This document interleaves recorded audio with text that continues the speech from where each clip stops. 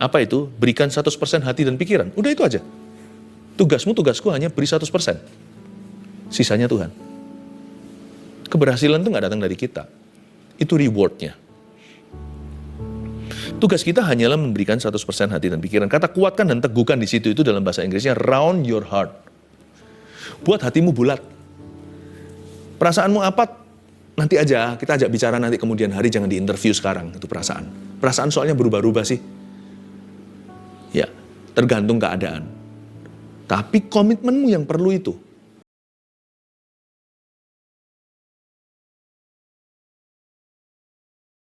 Yang sama yaitu hadirat Bapa. Sembunyikan hamba di balik salib. Yesus yang bekerja. Dalam nama Tuhan Yesus. Haleluya. Amin. Langsung ke firman, saya mau bekali Anda. Dan sadarkah seperti lagu yang kita nyanyikan tadi, bahwa Tuhan itu tidak menentang sukses. Tuhan tidak menentang sukses kita. Malah Tuhan ingin mengajarkan caranya. Tuhan itu bersedia dan dia rindu karena dia guru, dia maha guru kita. Dia mau ajari engkau dan aku bagaimana kita meraih keberhasilan dengan cara Tuhan. Bukankah Yesus adalah pokok anggur kita, kita carangnya, kita akan berbuah di dalamnya. Kata berbuah itu sebagian artinya keberhasilan, bukan semuanya. Kalau keberhasilan satu-satunya buah, nanti kalau orang belum berhasil, kita akan menganggap dia dikutuki oleh Tuhan. Atau kita menganggap dia dihukum oleh Allah. Nggak bisa jadi takaran sih. Yang namanya materi apalagi. Itu bukan menjadi sebuah measurement atau ukuran. Tidak menjadi ukuran kerohanian ataupun perkenanan. Tetapi tidak bisa disangkali bahwa sebagian, salah satu arti berbuah itu juga berarti berhasil. Atau menghasilkan. Karena kerajaan Allah itu bukan soal makan minum atau soal teori. The kingdom of God, kerajaan Allah, itu adalah kerajaan bukti. Artinya kalau Tuhan ada dalam kehidupan seseorang, akan ada penyertaan yang nyata. Gak mungkin Tuhan izinkan kita terpuruk. Apabila dia jatuh, tidak akan tergeletak sebab Tuhan topang tangannya. Itu maksudnya kan bangkit lagi, itu kan maksudnya berdiri. Itu kan maksudnya melompat, itu kan maksudnya promosi. Karena itu saya ajak Anda untuk taruh dulu rasa curiga. Kalau dalam kerajaan sorga itu jangan jadi kapitalis atau komunis. Melulu soal keberhasilan duniawi, lalu memandang sebelah mata bagi orang-orang yang tidak seberhasil Anda. Kapitalis itu. Atau komunis. Oh, ikut Tuhan itu harus sengsara, menderita, tidak punya apa-apa, minta-minta. Kan gak memuliakan Tuhan juga dengan cara begitu kan?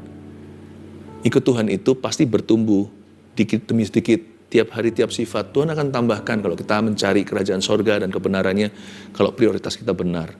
Jadi jangan anti keberhasilan. Malah minta Tuhan memberikan bekal pada kita. Keberhasilan yang dari Tuhan itu gimana? Berkat Tuhan yang menjadikan kaya. Bahkan soal harta, juga berkat Allah. Apalagi kalau hal-hal yang non-materi. Bukankah kita perlu Tuhan? Bukankah kita malah justru membutuhkan Roh Kudus malahan? Soal harta aja berkat Tuhan kok yang menjadikan kaya, susah payah nggak menambahinya. Saya ajak kita buka sama-sama di Yosua pasal pertama. Ini adalah cerita yang sudah sangat klasik, tapi saya akan ajak Anda untuk melihat dengan kacamata yang berbeda. Yosua pasal yang ke-1, bekal-bekal keberhasilan dari Tuhan. Ayat yang ke-1 sampai 8 saja hari menjadi pembahasan kita ya. Sesudah Musa, hamba Tuhan itu mati, berfirmanlah Tuhan kepada Yosua bin Nun abdi Musa itu. Demikian, hambaku Musa telah mati, sebab itu bersiaplah sekarang, seberangilah sungai Yordan ini, engkau dan seluruh bangsa ini, menuju negeri yang akan kuberikan kepada mereka, kepada orang Israel itu. Setiap tempat yang akan diinjak oleh telapak kakimu kuberikan kepada kamu, seperti yang telah kujanjikan kepada Musa. Dari padang gurun dan gunung Libanon yang sebelah sana sampai ke sungai besar, yakni sungai Efrat, seluruh tanah orang Het sampai ke laut besar di sebelah matahari terbenam, semuanya itu akan menjadi daerahmu. Atau Tuhan memperluas daerah orang Israel. Seorang pun tidak akan dapat bertahan menghadapi engkau seumur hidupmu seperti aku menyertai Musa. Demikianlah aku akan menyertai engkau. Aku tidak akan membiarkan engkau dan tidak akan meninggalkan engkau. Kuatkan dan teguhkanlah hatimu, sebab engkaulah yang akan memimpin bangsa ini memiliki negeri yang kujanjikan dengan bersumpah kepada nenek moyang mereka untuk diberikan kepada mereka.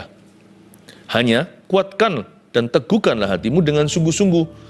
Bertindaklah hati-hati sesuai dengan seluruh hukum yang telah kuperintahkan kepadamu oleh hambaku Musa. Janganlah menyimpang ke kanan atau ke kiri, supaya engkau beruntung kemanapun engkau pergi. Janganlah engkau lupa memperkatakan kitab Taurat ini, tetapi renungkanlah itu siang dan malam, supaya engkau bertindak hati-hati sesuai dengan segala yang tertulis di dalamnya. Sebab dengan demikian, perjalananmu akan berhasil, dan engkau akan beruntung. Katakan amin.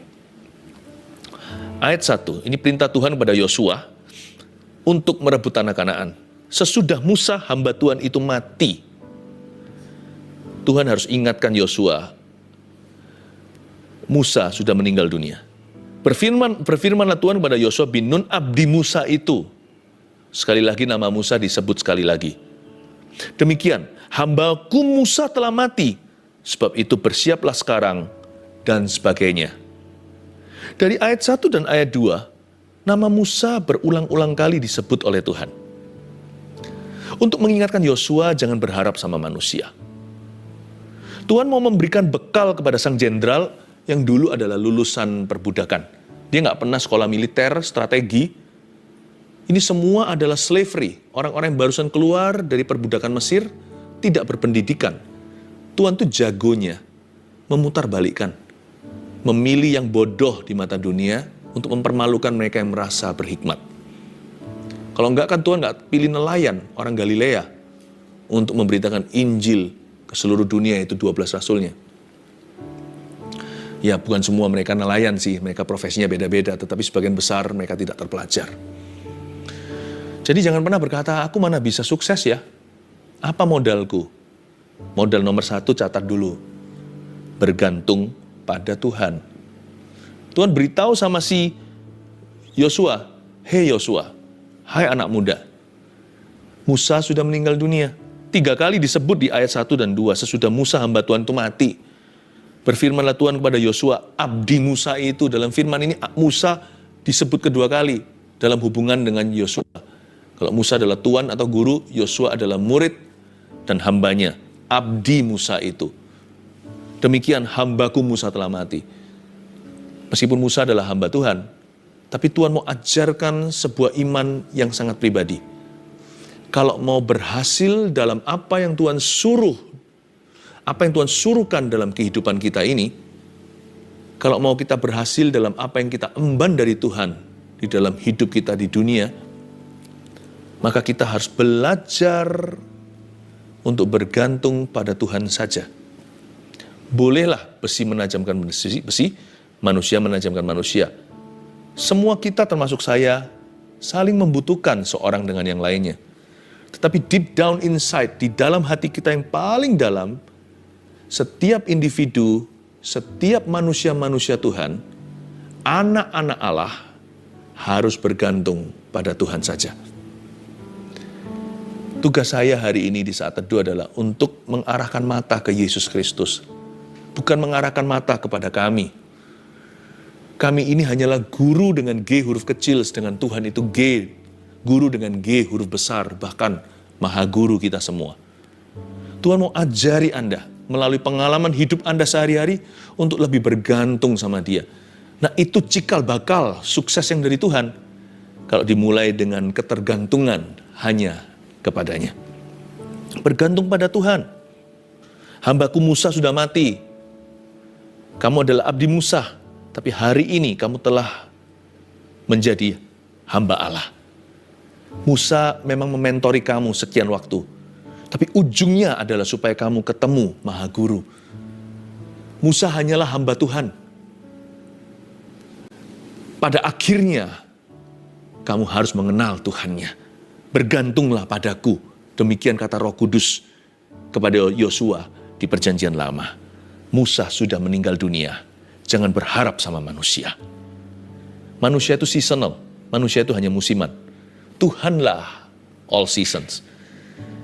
Tuhanlah segala musim. Dia tidak berubah.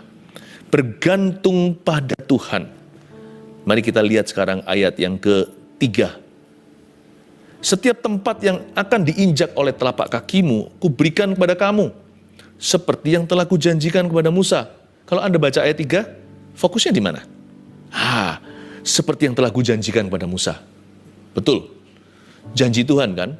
Tapi saya ajak Anda lihat, bukan hanya dari spion kiri, tapi juga dari spion kanan. Saya ajak Anda untuk melihat blind spot, apa yang selama ini luput dari perhatian kita. Baca dulu ayat 4. Dari padang gurun dan gunung Libanon yang sebelah sana itu sampai ke sungai besar, yakni sungai Efrat, seluruh tanah orang Het, sampai ke laut besar di sebelah matahari terbenam, semuanya itu akan menjadi daerahmu. Kiranya engkau memberkati aku berlimpah-limpah dan memperluas daerahku. Nah, ini diberikan karena Tuhan janji, atau karena Yosua menginjakkan kaki? Coba yang mana? Jawabannya adalah dua-duanya. Tapi banyak orang hanya berpegang janji, tidak mau melakukan sesuatu, atau tidak mau melakukan apa-apa. Banyakan orang berkata, mana Tuhan, mana Tuhan, mana Tuhan. Menuntut Tuhan saja. Tapi mereka tidak berkaca, tidak bercermin pada firman, dan melihat apa yang Tuhan minta dari hidup mereka. Memang betul janji itu akan digenapi dari sisi adikodrati. Nggak bisa kita berbangga oleh karena aku taat kepadanya, oleh karena aku setia. Jeripayahku ini karena aku pintar dan fasih lidah. Karena aku gagah perkasa. Dan jelas-jelas Tuhan ngomong, bukan gagah perkasamu kok. Tapi oleh Rohku. Saya tahu. Tapi Roh Kudus nggak pernah mau bekerja sendirian. Dia selalu bekerja sama, Roma 8. Tuhan nggak mau kita jadi Pinocchio. Tuhan nggak mau kita jadi patung boneka. Tuhan mau kita jadi anak-anaknya. Berarti di mana Allah Bapa kita bekerja, kita juga harus bekerja sama. Jadi jangan pernah kita berkata, mana janjimu kok nggak digenapi. Tanya sama Tuhan sebaliknya. Tuhan, peranku apa? Aku tahu aku junior, engkau senior. Aku ini kecil setetes saja atau seiota. Engkaulah yang memindahkan gunung untuk aku. Tapi beritahukan kepadaku hari ini apa yang menjadi peranku. Sebenarnya semua daerah itu Tuhan janjikan akan menjadi milik Yosua dan kawan-kawannya. Dari padang gurun gunung Libanon yang sebelah sana sampai sungai besar sebelah sini. Sungai Efrat, tanah orang Het, laut besar sebelah matahari terbenam. Tidak otomatis diberikan karena Tuhan janji. Tapi karena Yosua melangkah. Karena itu poin kedua, catat. Berani melangkah dengan iman. Jangan beriman doang. Setelah beriman, berani melakukan firman. Ini bukan perbuatan nekat ya. Ini perbuatan firman. Jadi jangan mencobai Tuhan. Oke Tuhan, aku berani. Lalu pergi perang. Padahal Tuhan tidak pernah suruh kita. Tapi kalau kita tahu apa yang menjadi kehendak Allah atas hidup kita hari ini, kita tidak melakukan apa-apa. Jangan salahkan Tuhan jikalau janji itu tidak digenapi. Bukan karena Tuhan tidak setia, tapi kita tidak mau melangkah. Tuhan berkata, ayat 3, setiap tempat yang akan diinjak oleh telapak kakimu. Lalu Tuhan memberikan garis bawah, seperti yang telah kujanjikan kepada Musa. Jikalau kamu melangkah ke arah janjiku, aku akan genapi janji itu. Bukan kamu bengong melulu, tidak berbuat sesuatu dan berkata, janjinya mana? Mana? Kok belum terjadi? Setiap tempat yang akan diinjak oleh kakimu itu, kuberikan kepadamu sesuai dengan firman-Ku. Seperti yang telah kujanjikan kepada Musa. Nah, ini ada dalam klausalnya. Yaitu padang gurun sini, padang gurun sana. Sampai ke laut, sungai Efrat, sampai ke yang situ, sampai ke laut besar sebelah matahari terbenam. Semua menjadi milikmu. Bukan karena janji itu. Janji itu menyertai ketika engkau melangkahkan kaki. Ketika kakimu menginjak ke padang gurun itu milikmu.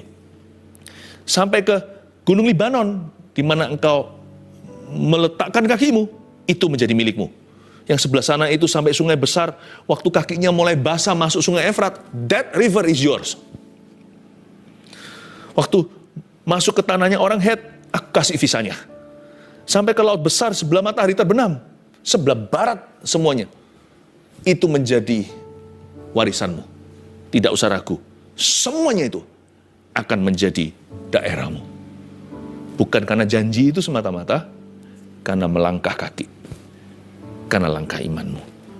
Belajarlah untuk berani melangkah dengan iman. Kalau Tuhan suruh ampuni. Tuhan suruh doakan. Tuhan suruh injili. Sampai kapan orang tuaku tidak akan kenal Tuhan? Tuhan suruh turun tangan atau turun dari sorga injili sendiri. Oh enggak. Tuhan suruh Anda yang injili dia. Melangkahlah. Nanti janji Tuhan digenapi, Kisah Rasul yang berkata begini. Kisah para Rasul pasal 16 ayat 31 tepatnya. Percayalah kepada Tuhan Yesus maka engkau akan selamat. Engkau dan seisi rumah tanggamu. Itu dia. Ketika kita melangkah ada kuasa. Ayat yang ke-5. Seorang pun tidak akan bertahan menghadapi engkau seumur hidupmu. Seperti aku menyertai Musa, demikianlah aku akan menyertai engkau. Aku tidak akan membiarkan engkau dan tidak akan meninggalkan engkau. Jadi ada penyertaan dalam langkah iman ya. Ayat 6. Kuatkan dan teguhkanlah hatimu sebab engkaulah yang akan memimpin bangsa ini memiliki negeri yang kujanjikan dengan bersumpah kepada nenek moyang mereka untuk diberikan kepada mereka. Dari ayat 6 ini saya mengambil kesimpulan bahwa Yosua ini mungkin orangnya agak minder. Makanya Tuhan bilang kuatkan dan teguhkan hatimu. Jangan kecut hati. Dan Tuhan harus tekankan lagi. Kamu loh ya, engkaulah yang akan memimpin bangsa ini. Seringkali kalau ada firman Tuhan kepada kita gitu ya. Lalu kita lihat kiri kanan. Oh mungkin firman itu untuk orang sebelahku. Atau ketika disapa orang tidak sengaja. Oh siapa ya? Dia lagi dada-dada sama siapa? Ya nggak apa-apa kalau sama orang kita luput atau salah. Tapi kalau sama Tuhan, jangan. Kalau Tuhan sudah berkata engkaulah. Ya berarti dirimu. Kuatkan dan teguhkan hatimu. Kayaknya Yosua ini masih terbawa perasaannya. Belum lagi dia masih berkabung ditinggal mentornya. Sekarang Tuhan bilang sebab engkau yang akan memimpin bangsa ini. Tuhan nggak minta dia tiba-tiba nggak minder, jadi pede atau percaya diri. Enggak sih. Tuhan cuma minta komitmennya. Komitmennya apa? Baca lagi ayat 6. Kuatkan dan teguhkan hatimu. Itu komitmennya. Tuhan bukan Tuhan nggak pedulikan, tapi bagi Tuhan itu bukan yang terpenting perasaanmu. Selama kita hidup oleh iman, bukan oleh perasaan. Perasaan kita boleh ngerasa apa saja, biarin aja. Asal iman kita teguh. Asal komitmen kita satu, itu perasaan nanti pergi-pergi sendiri. Atau nanti menyesuaikan diri. Atau bahkan ada orang tertentu selalu merasa lemah, buktinya Tuhan kuat menyertai dia. Seperti Paulus contohnya, dalam kelemahanku, kekuatanmu sempurna bekerja. Jadi nggak apa-apa sih, feeling itu nggak usah terlalu diajak bicara. Sudah ada soalnya. Kuatkan dan teguhkan hatimu ini bagus sekali. Ini poin ketiga kita, bekal keberhasilan yang dari Tuhan untuk Anda. Apa itu? Berikan 100% hati dan pikiran. Udah itu aja. Tugasku hanya beri 100%. Sisanya Tuhan. Keberhasilan itu nggak datang dari kita. Itu rewardnya. Tugas kita hanyalah memberikan 100% hati dan pikiran. Kata kuatkan dan teguhkan di situ itu dalam bahasa Inggrisnya round your heart. Buat hatimu bulat. Perasaanmu apa? Nanti aja, kita ajak bicara nanti kemudian hari, jangan diinterview sekarang, itu perasaan. Perasaan soalnya berubah-ubah sih. Ya, tergantung keadaan. Tapi komitmenmu yang perlu itu. Round your heart. Bulatkan hatimu. Berikan 100% hati dan pikiran untuk segala sesuatu yang Tuhan suruhkan. Segala sesuatu yang merupakan kehendak Tuhan dan Anda tahu itu baik dan benar di mata Tuhan, itu apalagi kalau itu adalah tugasmu, itu adalah peranmu dan peranku, kasih 100%, tidak minus 1, tidak ada diskon sama sekali. Peduli amat perasaan, just do your 100. Lakukan 100-mu. Udah, itu saja. Sisanya ntar Tuhan. Kuatkan dan teguhkan. Ayat 7, ini diulangi lagi ya, hanya kuatkanlah dan teguhkanlah hatimu dengan sungguh-sungguh. Bertindaklah hati-hati sesuai dengan seluruh hukum yang telah kuperintahkan kepadamu oleh hambaku Musa. Nah ini dia, saya nggak ulangi lagi yang kuatkan dan teguhkan, tapi saya lanjutkan dengan fondasinya. Sesuai dengan seluruh hukum yang telah kuperintahkan kepadamu, masuklah hukum Taurat. Ini bukan hukum Taurat yang jelek ya, ahli Taurat. Ini adalah hukum firman. Ini bicara tentang firman Tuhan.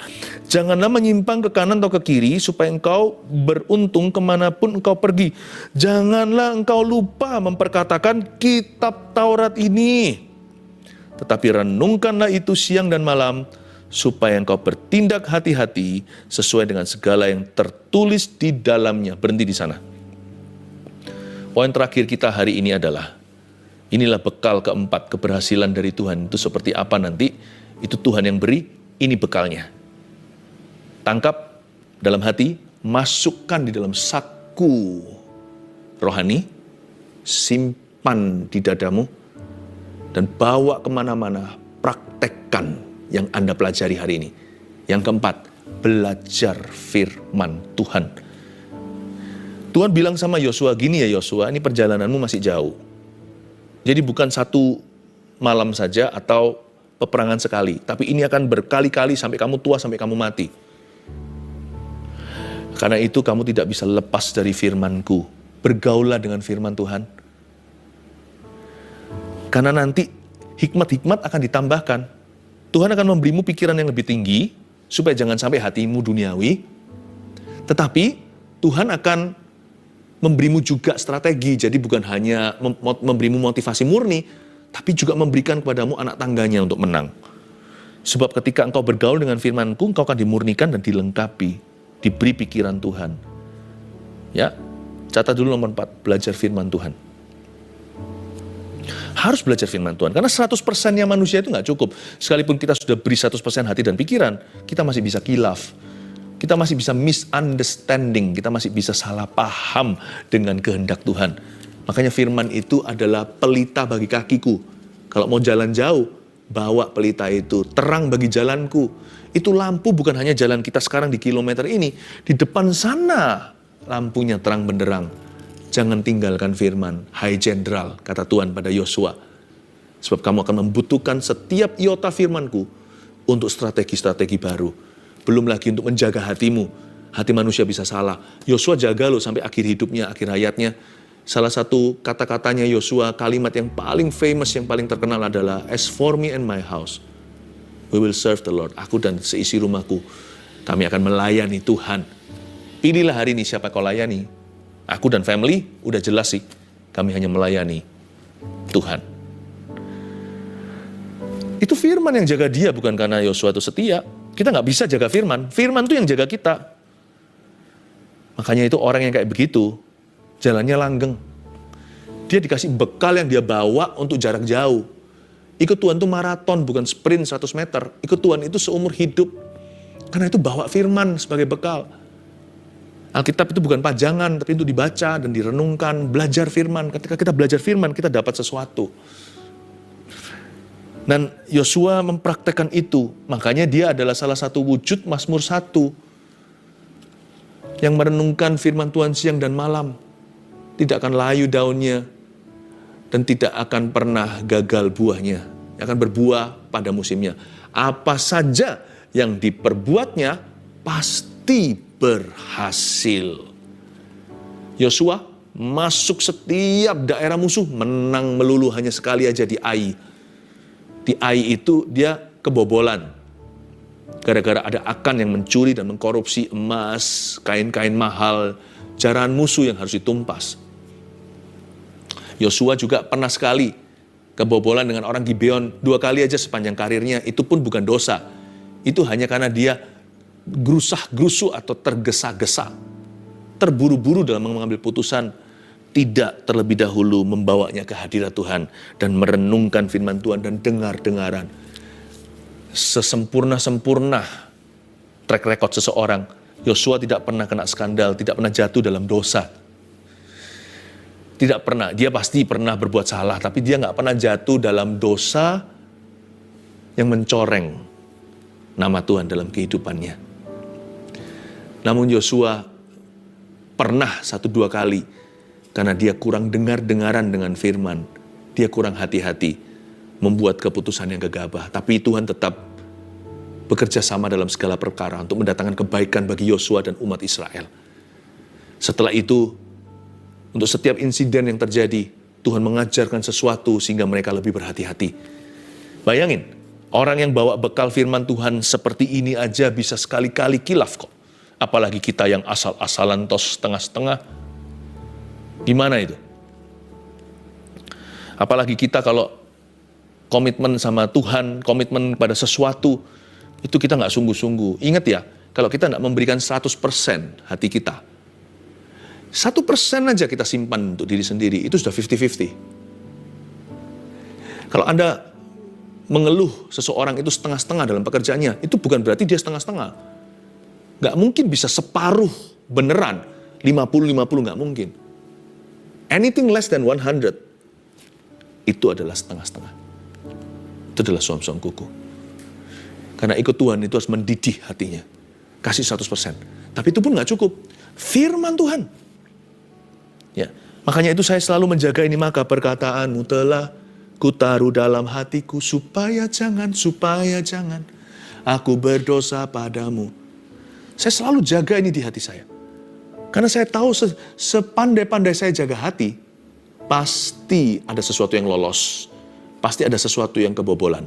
Tapi kalau firman yang jaga, saya pasti akan dijaganya secara sempurna. Kalau kilaf dari sisi saya, pasti ada rute kembali. Karena dalam firman selalu ada pelita. Haleluya. Belajar firman Tuhan. Karena waktu kita belajar firman Tuhan, kita akan sampai nanti suatu hari pada akhirnya menggenapi rencana Allah. Sebab firman inilah rencana Tuhan.